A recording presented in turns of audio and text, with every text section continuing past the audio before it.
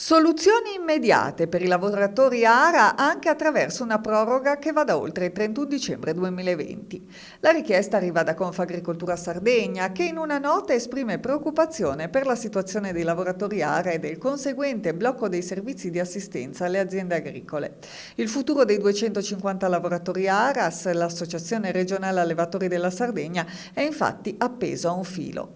La loro richiesta, sostenuta anche da Confagricoltura Sardegna, è che la Regione sblocchi l'iter della legge 47 del 2018, che stabilisce il loro assorbimento all'interno dell'Agenzia Laore attraverso la pubblicazione delle graduatorie del concorso riservato per 225 posti e l'avvio del bando per altre 25 figure professionali escluse dalle condizioni previste dalla norma precedente, che risale al 2009.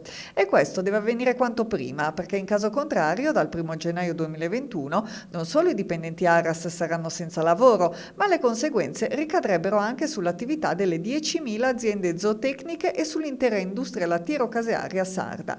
Infatti, anche il laboratorio di analisi ARAS, che analizza tutto il latte prodotto in Sardegna, verrebbe chiuso.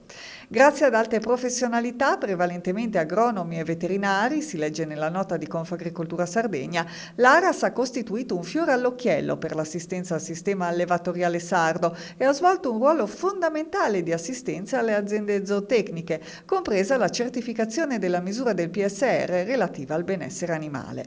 Non è pensabile rinunciare all'attività di assistenza tecnica a un comparto come quello zootecnico che determina la maggioranza della produzione lorda vendibile agricola sarda.